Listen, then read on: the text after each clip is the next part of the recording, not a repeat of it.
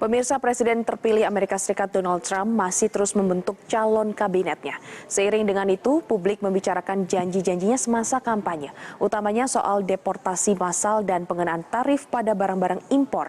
Untuk mengetahui bagaimana proyeksi realisasi janji-janji dari Trump periode 2 dan berita lainnya dari Amerika Serikat, kami bergabung dengan jurnalis VOA Valdia Baraputri dari Washington DC.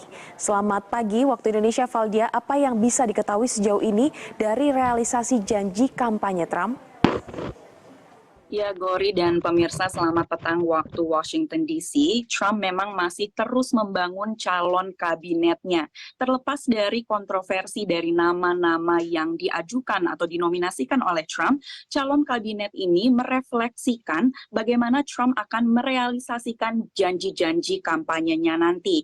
Nah, ada dua hal yang paling menonjol yang sesuai dengan isu-isu yang dianggap penting oleh warga Amerika Serikat, yakni mengenai deportasi massal imigran ilegal serta pengenaan tarif pada barang-barang impor ke Amerika Serikat, utamanya dari Tiongkok.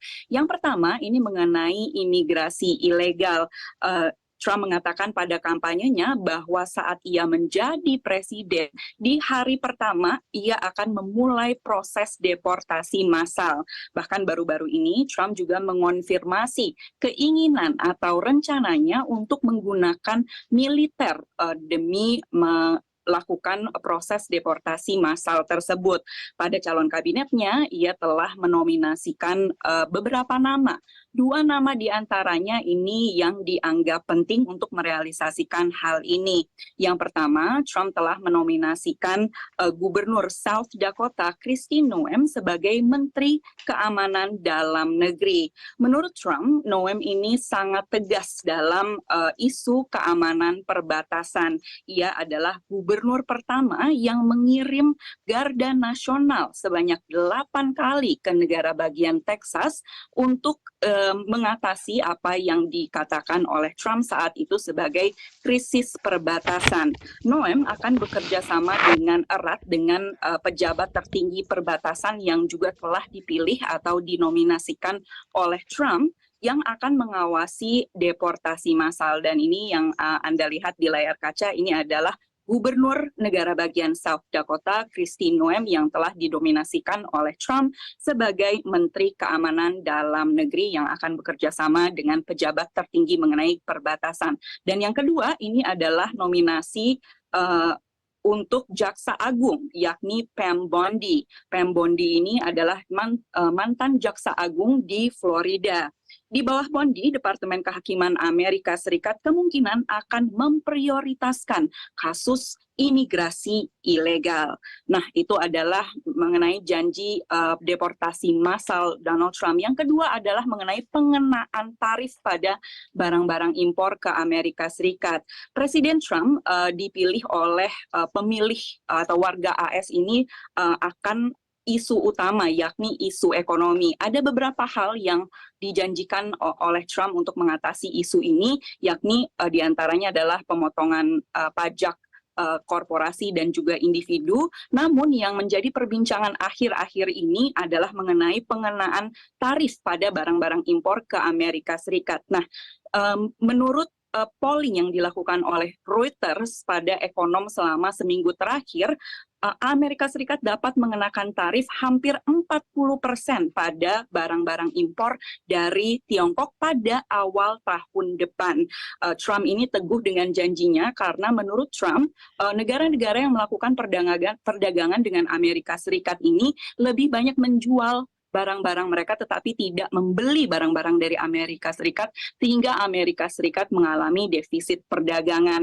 Nah, menurut ekonom, jika berkaca pada periode pertama Trump saat Amerika Serikat dan Tiongkok ini sedang perang perdagangan begitu, maka produksi ini dialihkan dari Tiongkok ke negara-negara lainnya termasuk negara-negara di Asia yang tidak terdampak terlalu parah begitu akan tarif yang dikenakan oleh Amerika Serikat. Namun pada periode kedua ini bisa jadi situasinya berbeda jika semua negara dikenakan tarif yang tinggi oleh Trump. Nah, pemirsa, itu tadi mengenai isu imigrasi, kemudian ada isu mengenai ekonomi. Nah, sekarang ini mengenai iklim. Di berita selanjutnya ini ada sebuah teknologi pembangkit listrik tenaga nuklir yang sedang berkembang teknologinya di Amerika Serikat. Tenaga nuklir ini mendapatkan dukungan luas dari publik Amerika Serikat sebagai salah satu sumber energi bersih di samping matahari dan juga angin. Nah, apakah PLTN Mini ini aman? Simak liputannya berikut ini. Apa yang Anda pikirkan jika ada pembangkit listrik tenaga nuklir di dekat rumah? Ini hanyalah sebuah instalasi. Sebuah perusahaan rintisan bernama Last Energy memamerkan komponen reaktor nuklir skala kecil di sebuah area perumahan di Washington DC. Dikembangkan sebagai pembangkit listrik tenaga nuklir mini sumber energi hijau. This is the power source of the reactor, where the fission is occurring, creates heat, which is then converted into steam, which then turns a turbine and then creates electricity. So this is the heart of the power plant. PLTN yang mereka buat hanya sekitar seluas lapangan football. Meski kecil, reaktor mini hasilkan 20 megawatt listrik, jumlah yang cukup untuk aliri lebih dari 650 rumah.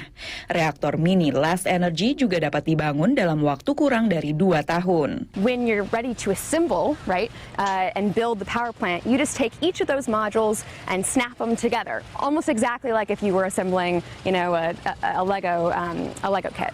Keunggulan-keunggulan itu membuat reaktor skala kecil semakin dilirik di AS dibandingkan dengan pembangkit listrik tenaga nuklir raksasa. Bill Gates mendirikan TerraPower yang sedang membangun reaktor skala kecil di Wyoming yang direncanakan beroperasi pada 2030. Sementara baru-baru ini Google dan Amazon menandatangani kesepakatan dengan reaktor skala kecil. Pakar berpendapat teknologi tenaga nuklir di AS sudah berkembang jauh lebih aman. So when I think about like the major accidents that have happened historically, and what I know about the designs of the upcoming SMRs, and this question of can those same types of accidents happen, I'm pretty confident in saying no. Pemerintah AS mengatakan reaktor nuklir mini memiliki keunggulan karena dibuat dengan mempertimbangkan persyaratan keamanan terkini, baik dari sabotase maupun bencana alam. Pemirsa, PLTN Mini di Amerika Serikat ini masih digunakan untuk kebutuhan industri. Namun, pakar menilai tidak menutup kemungkinan di masa yang akan datang bisa digunakan untuk mengaliri listrik ke perumahan. Kembali ke studio di Jakarta. Baik, Valdia Baraputri melaporkan langsung dari Washington DC. Terima kasih atas laporan Anda.